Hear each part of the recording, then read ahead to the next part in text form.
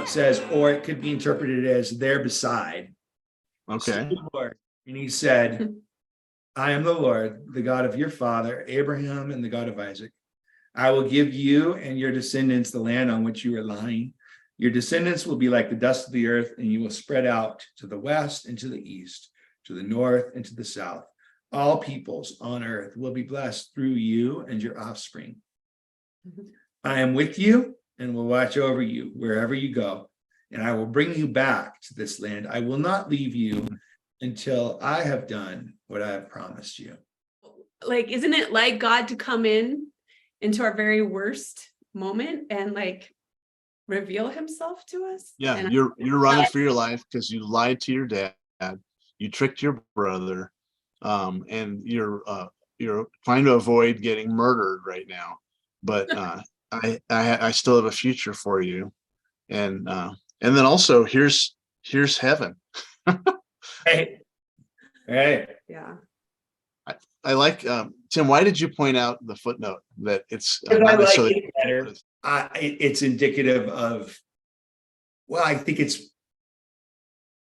it paints a picture of what ultimately ends up happening in the incarnation, and that God doesn't stay up there at the top of the ladder. He comes down and is beside.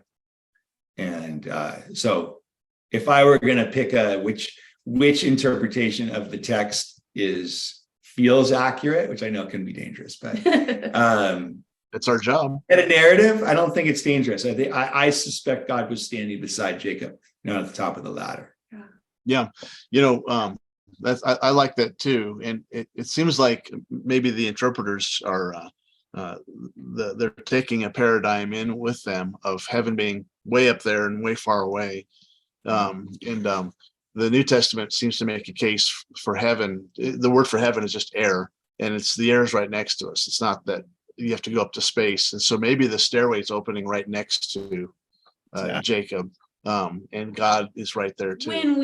When that reality of like heaven isn't up here, heaven is here. When we grasp that, like something in us changes and is transformed and helps us walk more into who God is calling us to be.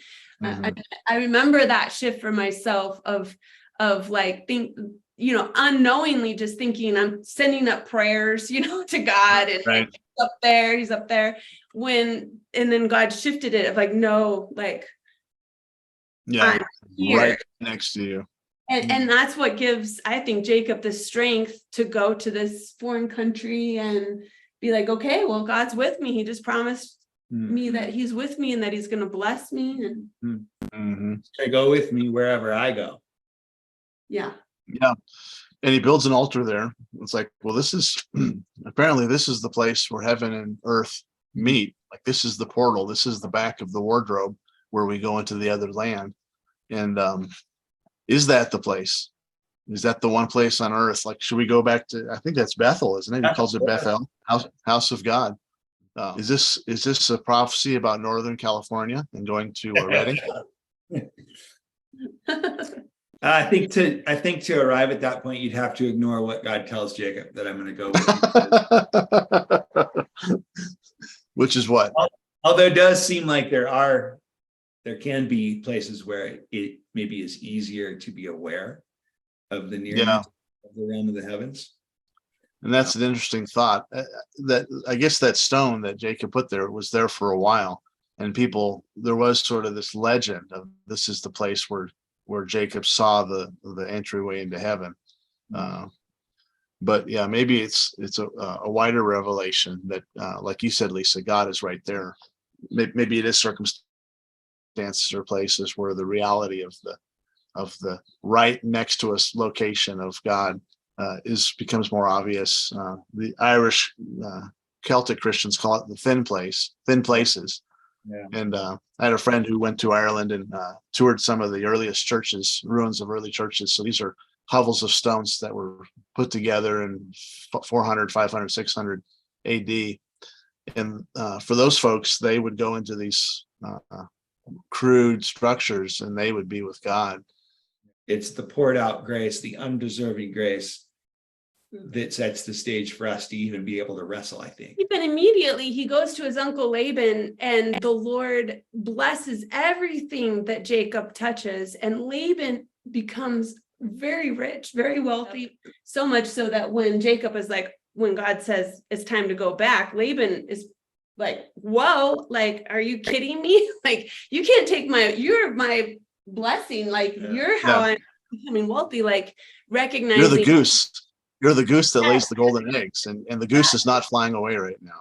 It is a funny scene. You got Jacob, the deceiver, manipulator, running into his uncle, who's quite a bit more accomplished at manipulation and deceiving.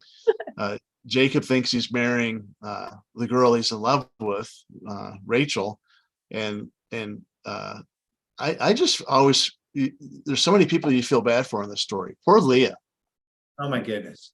You go in there and he thinks you're Rachel, the pretty one, and she has to see the look on Jacob's face when he wakes up and realizes she's not Rachel. Everything about this is tragic, and meanwhile Jacob is manipulating the blessing of the Lord, so he gets more sheep, and God's like, well, I'm blessing you anyway. And finally that thing blows up, and Jacob is running from his uncle Laban with both wives, a bunch of kids, a bunch of sheep, a bunch of servants, the household gods. Yeah.